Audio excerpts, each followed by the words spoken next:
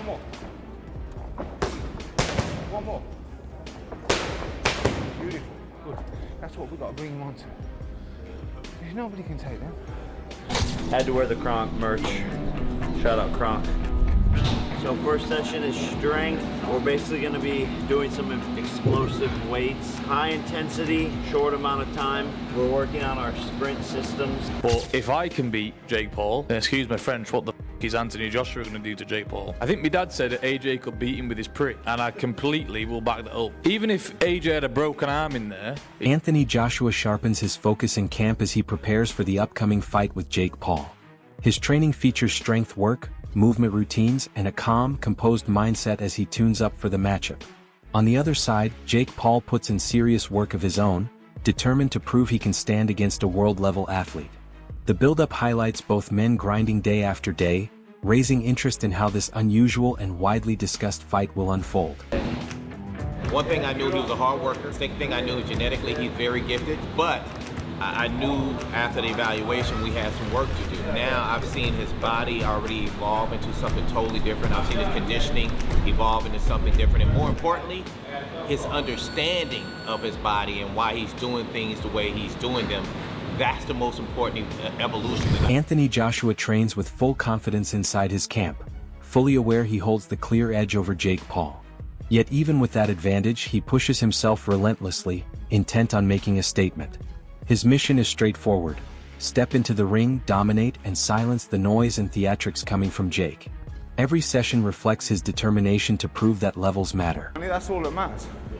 Because early on, if you look for power, you waste energy, then that power evaporates. When they're tired, you ain't got the power to take them out, so you've got to open up in the gap for no reason.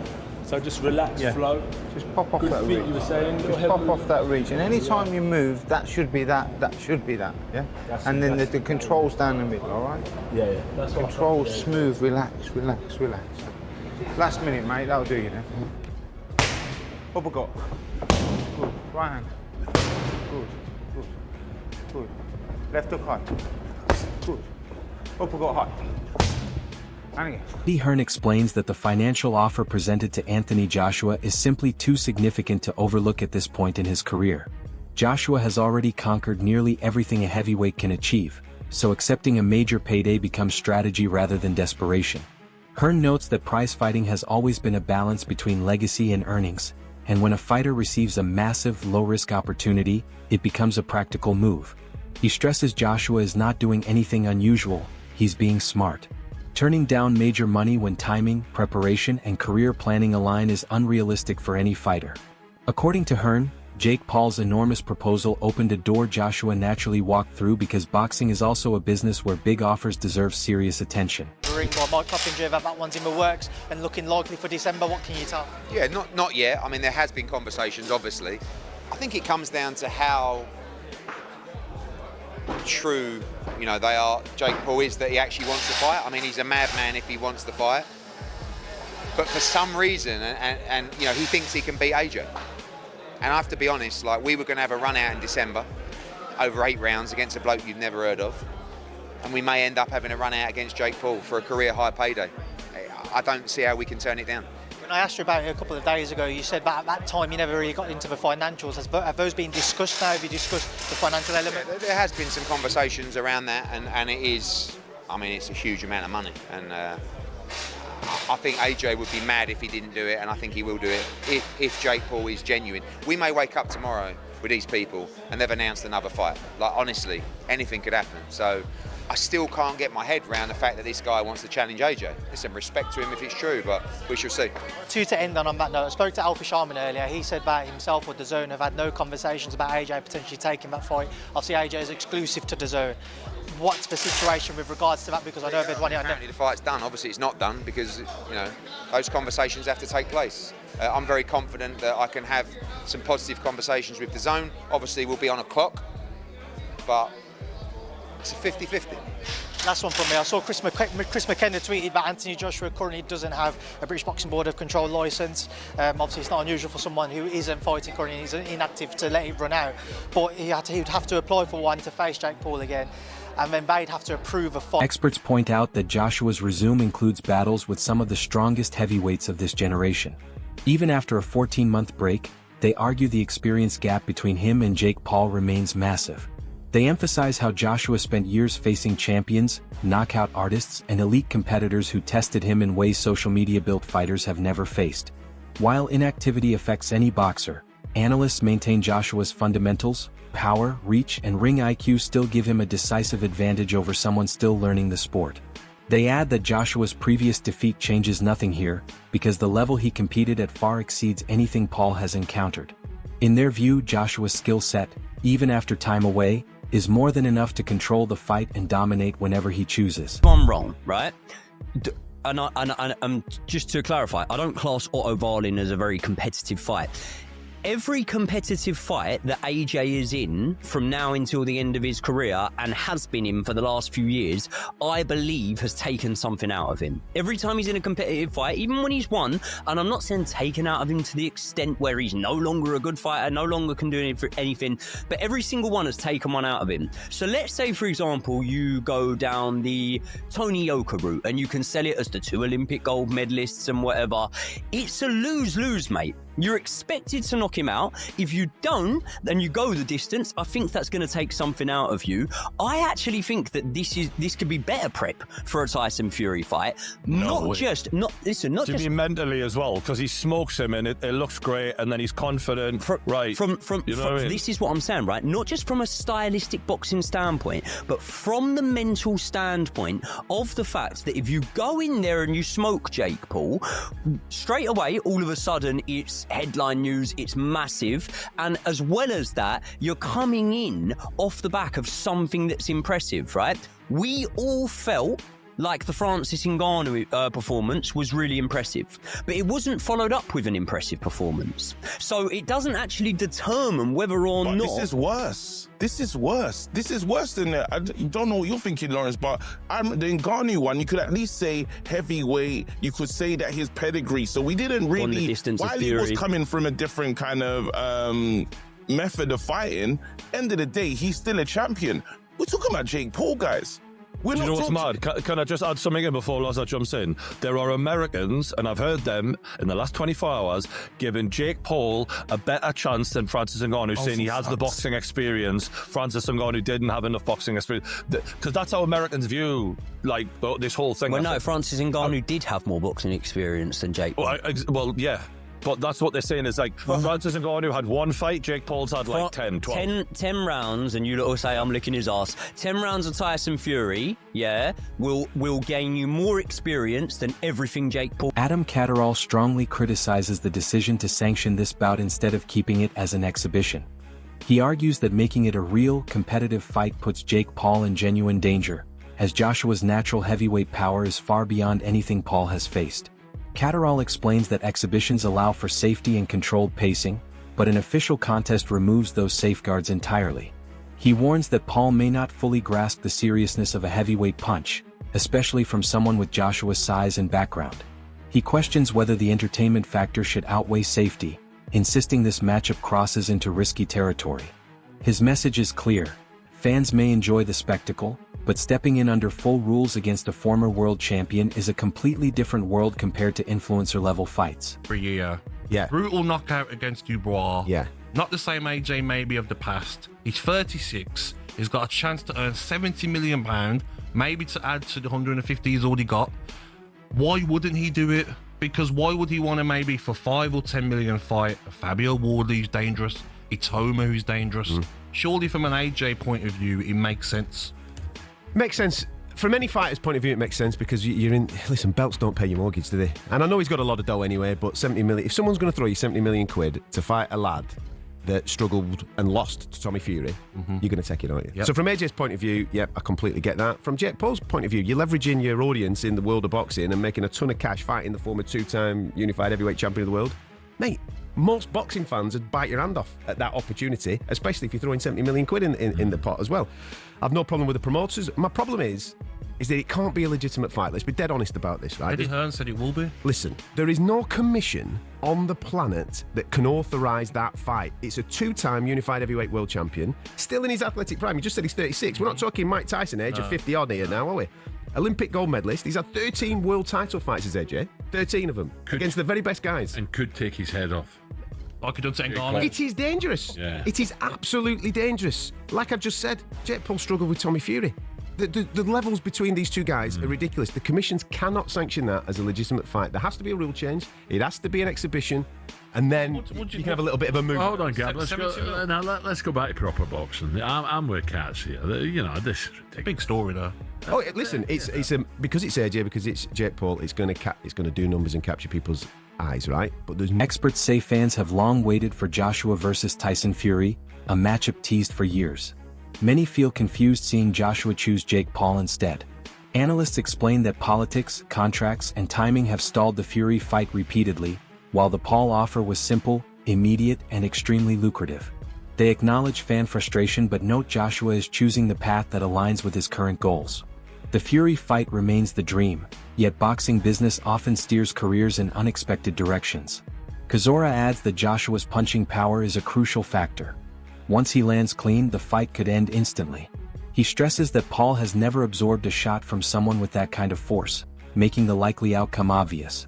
His comments underline both concern and realism, reminding everyone of the risks when the gap in size and experience is this wide. Fight in the coming days, and now it looks very much like it's going to be Jake Paul, the controversial figure. Whatever you think about him, he makes a lot of money, huge views, sells fights, but he was supposed to fight Gervonta Davis. That is not happening, and now he's potentially facing one of the biggest names in heavyweight boxing. Whenever you mention the name Anthony Joshua, people are interested, and of course the fight people still want to see is Anthony Joshua against Tyson Fury, and that's the dream fight which Eddie Hearn, Frank Warren and Turki Al-Sheikh are trying to make next year. But Eddie Hearn has said we need Anthony Joshua back in that ring. He's not been in the ring since losing to Daniel Dubois in devastating fashion at Wembley Stadium last year. But if he'd have said that time ago that his next fight would be Jake Paul, not a single person on this planet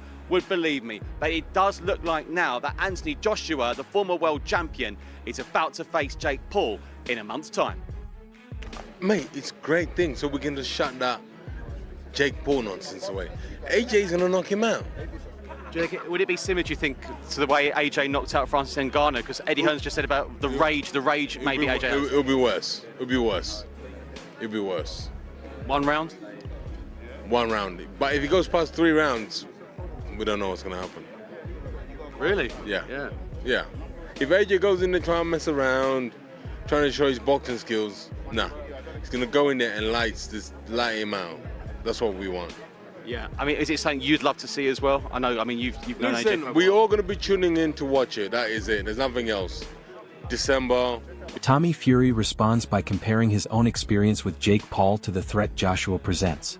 He says if he could beat Paul, then a stronger, far more accomplished fighter like Joshua would have no difficulty whatsoever. Fury insists the matchup isn't about similar skill levels, it's about the gap between them. He believes Paul is entering territory he isn't prepared for, and that Joshua's physical presence alone will cause trouble from the opening bell. Tommy reiterates his confidence in Joshua's dominance, explaining that fighting Paul gave him insight into Paul's strengths and weaknesses. Based on that experience, he's certain Joshua would handle him with ease. He notes that Joshua's size, technique, and power exist on an entirely different tier, leaving no realistic scenario where Paul lasts long without being overwhelmed. Jake Paul. Excuse my French, what the fuck is Anthony Joshua going to do to Jake Paul? I think my dad said that AJ could beat him with his prick, and I completely will back that up. Even if AJ had a broken arm in there, it still wouldn't go past a minute. To be quite honest with you, and as a safety aspect, there's no way that fight can go ahead. At the end of the day, my God, how good does it make me look? He gets beat by Jake Paul. Well, that automatically makes me 2-time heavyweight champion of the world, doesn't it? There's no proper way. I've got to laugh about it. How are we even talking about this? He got his nut boxed off by me a little over 2 years ago, and now all of a sudden he's talking about fighting Anthony Joshua. It's like, come on. Like, you can't be serious. He can't beat me. I'm not Anthony Joshua, am I? So Allen repeats his concerns, stressing that this is not a fight Paul can take lightly. He points out that Joshua's timing and strength could shift the momentum instantly, and Paul may not be prepared for the pace and impact an elite heavyweight brings. Allen explains that once Joshua applies pressure, the fight could change dramatically. His focus remains on the physical risks that come with such a one-sided matchup. Lost to Tommy Fury. Anthony Joshua cannot box Jake Paul. Horrific. He's dangerous for one, And 2, if Jake Paul even lands a glove on him, it just diminishes everything that he's achieved. Jake Paul won't last 2 minutes for me. Never mind Anthony Joshua. It's ridiculous. It's a joke. If AJ does say yes to going in against Jake Paul, does he harm his legacy? I would lose a bit of respect for him. I think a lot of boxing people would as well, to be honest. Why would he box him? 2-time heavyweight champion of the world, one of the best heavyweights the last 20 years, held British boxing on his back. People might say he deserves to box Jake Paul. But why though?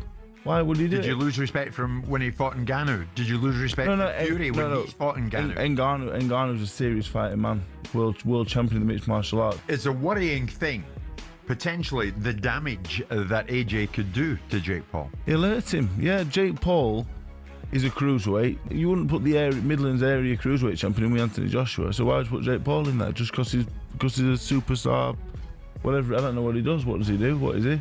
A YouTuber. It's just not worth it. He's got enough money as it is. Why risk all that for a few more quid? I don't like it. David Haye warns that boxing is unpredictable, reminding everyone that although Joshua is favored, surprises are always possible.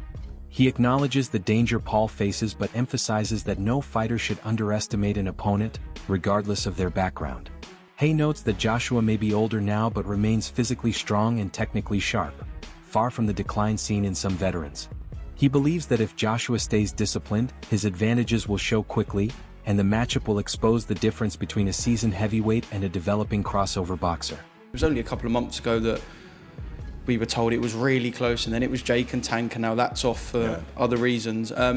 Your initial reaction to the fact that December Miami might be on? Yeah, jumping from Gervonta Davis all the way up to Anthony Joshua seems absurd. It doesn't seem like it's a reality. Seems very Jake Paul. It seems, but you know, sometimes these crazy things. Who would have ever thought Francis Ngannou would get a shot against Tyson Fury? When we first started talking about it, it's like that's never going to happen. And when it did, we saw Tyson Fury have a very, very tough night, get knocked down and scrape through on points. Anything's possible in boxing.